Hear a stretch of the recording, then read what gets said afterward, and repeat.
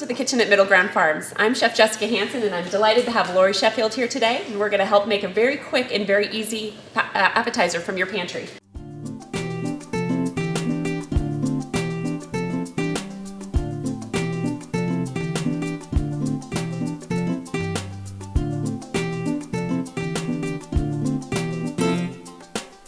Welcome to the kitchen, Laurie. Thanks, Jessica. I'm excited to see what you have for us today. So we're going to start with just some simple things that you could either get out of your farm or out of your yard, or stop at the farmer's market and get. An apple, which is a pink lady apple. You could use any firm apple. And today it's a Bartlett pear. And Bartlett pears just because that's the one we have. You could use Bosc or any of the other pears that we have. We're going to chop those up and put it into a pan with some butter. Okay. First, I'll actually start with putting the butter in the pan. Never hurts to have just a couple extra tablespoons. Butter's never going to kill you, but you can start with just as little as 1 tablespoon of butter. And then we'll get these chopped. I'm just going to pretend that I'm cutting around the core of the apple. Okay. So this is the easiest way, I think, to cut. You just literally pretend, oh, there's the core down the center. I don't want it. So we leave it just like this. Now at our house, this goes to the goats and the chickens, or a compost pile. So we're going to take those chunks, slice those into little bits. Now the size of this doesn't really matter, because if you can imagine, it's going to be all hot and warm after being sautéed, and it doesn't matter if it's hard or if it's soft. Just so any different size bites will work. I just like to do it in a little bit of a small to medium dice. We're just going to throw those pears into that warming butter. I'll turn up my heat just a little bit. Do you want me to stir that, or is that okay just sitting there? No, actually that's a great question. When you're sautéing something, sometimes people get so eager to stir, and you actually want it to have time to sit and get hot and heat. That'll add to the caramelization of the pears and the apples. So we've got that pear all chopped up. I can take that off my compulsory list because I have a lot of compulsives in the kitchen. Well, it's good that I've reduced it down to at least one less. You got one left. So the same thing with the apples. Doesn't matter what kind. We're just going to cut around the core. Okay. So the nice thing about cutting the apple this way is we've got flat surfaces to cut on. So that means it's safer in your kitchen. So instead of, again, cutting something that rolls around, you've got a nice flat surface to just cut this into chunks. And then as that starts to brown, I'm seeing the butter start to brown, I'm going to add a few more ingredients. Now this is where you can kind of add whatever you have in your pantry, some dried fruit and some nuts. I'm going to start with some sliced almonds, but you could use pecans, really any kind of nut that you have if you like walnuts, hazelnuts. And I'm adding them now because I want them to get a little bit brown as well. So before I add other ingredients. And you can see how important measuring is not. Okay. It doesn't really matter because you can't mess this up.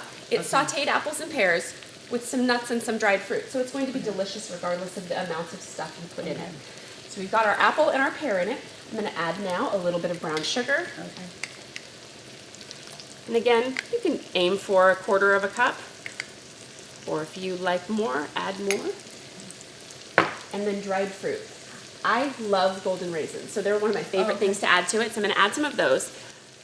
But because of the season, as it moves towards Christmas and with all the lovely colors that you see when you present food, I like to add some dried cranberries as well, because they'll add a nice punch of color. If apricots are your thing, chopping up some dried apricots would be really good as well. Now, since these are dried fruit, it would benefit from a little bit of hydration to make that caramel. I'm going to use an open bottle of Pinot Gris that we happen to have in the fridge. Okay. And if I don't have wine in my kitchen, what would I use here, Jessica? You could virtually use anything, but what I'd recommend, because of the flavors that we have going with the pear and the apple, I'd use some apple cider. Okay. So once we have that set like that, we are ready to just take our wheel of Brie. So this is just a whole wheel of Brie. Okay. And we're going to set this on top. So this is the side that would normally present. Okay. So we're going to put it presentation side down. So we're going to leave it completely whole. Set it like that. Yum. We're going to throw this into an oven. Our Brie is ready to come out of the oven. Now when I say 15 minutes, again, it depends on the oven temperature. Could be 15, could be 20. If you forget and it's 25, it's probably going to work out just fine. What we're looking for is softness in the Brie. My pan is hot. I use an oven-safe pan, so I just literally want to touch it and go, yeah, it's warm and gooey. Can I touch it? Sure. Oh, okay. Okay. So we're going to take that safely out of the oven. Now remember, this is a very, very hot pan. And if I could have you, while I put this on the plate, just start to cut some bread. We're just going to enjoy a nice fresh baguette. Can I just break big old chunks, or what do you want me to do here exactly? Hack it? What do I do? You could, it will be good however you decide to make it. It's perfect however you do it. However, what I would recommend is probably doing some nice slices, as though it's going to be a crostini. Doesn't have to be fancy, just cut maybe a little on the bias. And, you know, slices about that thick. Okay. So I'm just going to go ahead and place this Okay. warm pear caramel all over the top. Okay. And as you'll notice, those cranberries often offer a nice, rich, warm red color to it. On a buffet line, I'm telling you, it takes quite a while for that first person to get the nerve to Okay. break into that. But don't you want to Okay. eat that? Yeah, We more try than to make it a anything. reasonable bite for you so Okay. that you don't embarrass yourself. Let's see. Look at that. A little bit of Wow. caramel. Okay, Julie, Joe, you have to come in and try this. Seriously, come and try with Ladies? me because I'm not doing this by myself because I don't want this all Now over my clothes don't by forget myself. that it's warm. Okay, here, you take the first Oh, one. Okay, that I know, looks so good, huh? amazing. Okay, Welcome so to the fun. kitchen. Oh, there's Wow. one for you. Goodness. Okay, so now is this called bruschetta because it has stuff on it? No. Or no, it's still This is crostini just- with stuff on it? Crostini with a heart. It's not even crostini. We just have sliced bread. It's not even Oh. toasted. Okay, well, So you're on could, to I, something. could I call it This is something harvest else? free with crostini. In your Okay. house. Can we try it? Yes, Go, please take do, a bite, ladies. take a bite. Take a bite. There you Yum. are. Okay, yum. And as you'll see, it just oozes beautifully on the plate. Oh my but goodness, that's that's amazing. Mm. This one tastes of my like a favorite piece of apple pie.